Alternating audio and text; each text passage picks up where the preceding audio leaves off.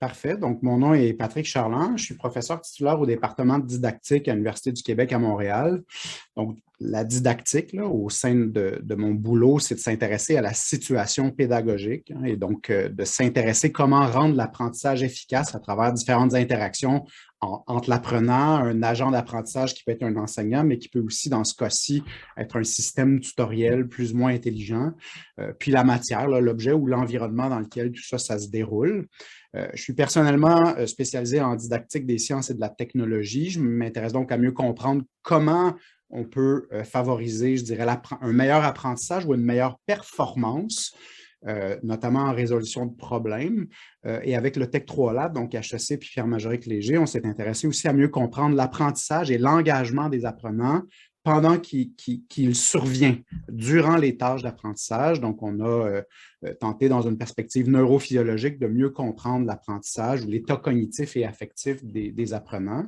D'un autre côté, dans une autre partie de ma carrière de prof, je suis également co-titulaire de la chaire UNESCO de développement curriculaire. Puis je m'intéresse aux enjeux éducatifs dans les systèmes éducatifs à travers le monde et particulièrement dans les pays du Sud, notamment en Afrique francophone. Puis on s'intéresse à mieux comprendre les facteurs qui supportent la réussite des élèves, les politiques éducatives, les programmes d'études, la formation des enseignants, puis les pratiques d'enseignement et d'évaluation.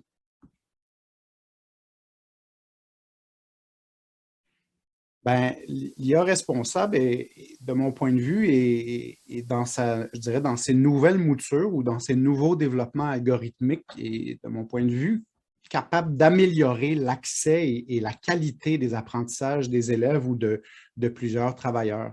Donc, il y a des enjeux à travers le monde d'accès à des systèmes éducatifs pour différentes raisons, notamment des conflits armés, des crises environnementales, etc. Et donc, des systèmes tutoriels intelligents peuvent être mis en place, commencent déjà à être mis en place je dirais, dans des systèmes éducatifs que j'appellerais de masse.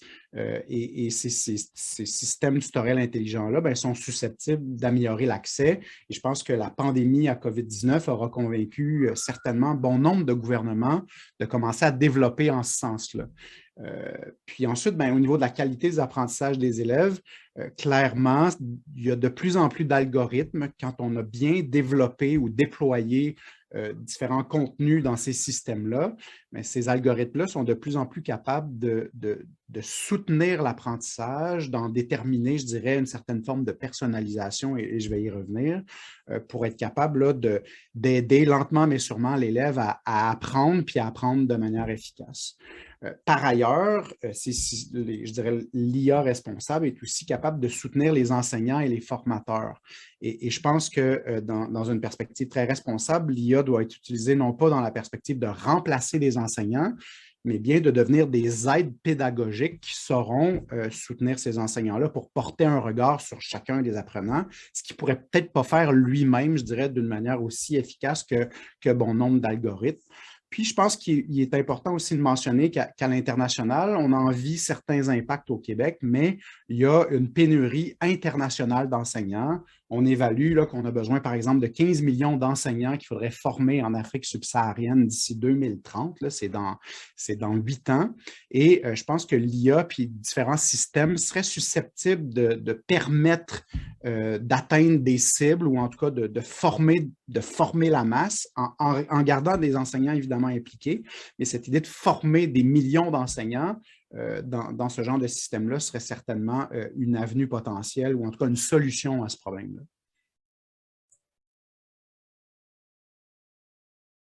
Clairement, une question plus générale, là, puis de par mon regard très didactique de la situation pédagogique, la question plus générale de mon point de vue, c'est à quel point les systèmes tutoriels à quel point l'IA ou les systèmes tutoriels intelligents sont-ils efficaces pour former les enseignants et les élèves, hein, cette idée d'efficacité et de qualité.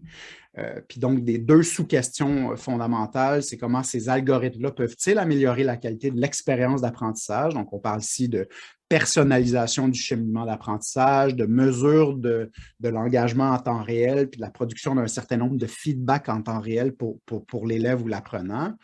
Puis, par ailleurs, ben, comment ces algorithmes d'IA-là sont efficaces, je dirais, pour soutenir les enseignants. Donc, on parle ici d'enjeux d'utilisation efficace des outils, mais on parle aussi de monitorer des discussions d'équipe sans que l'enseignant soit présent, puis de produire des rapports, je dirais, automatiques, un IA où des chatbots peuvent répondre à des questions d'élèves sur des contenus de la matière. Certains algorithmes sont capables de corriger des textes complexes, évidemment des questions d'examen, mais aussi des réponses à long développement, puis de porter une appréciation de la qualité de ces réponses-là, puis de réaliser aussi un certain nombre d'analyses sur l'engagement des apprentissages dans un environnement numérique d'apprentissage. Beaucoup de systèmes éducatifs, que ce soit dans les universités ou même dans le monde du primaire et du secondaire, se sont dotés d'environnements numériques comme Moodle. Et il y a beaucoup de données et l'utilisation donc d'algorithmes pour essayer de comprendre puis de soutenir l'enseignant en ciblant le fait que certains élèves ne se présentent pas ou qui ne sont pas là souvent, ou etc., capable donc de produire un certain nombre d'alertes, puis même de prédire à la lumière des données d'utilisation la réussite ou non de certains élèves à l'avance. Et donc, ces algorithmes-là de prédiction sont certainement très utiles pour le monde de l'éducation. Moi, j'ai été Voilà. moniteur de ski pendant 20 ans. Donc, dans mes temps libres, surtout en hiver, évidemment, je suis sur les pentes de ski.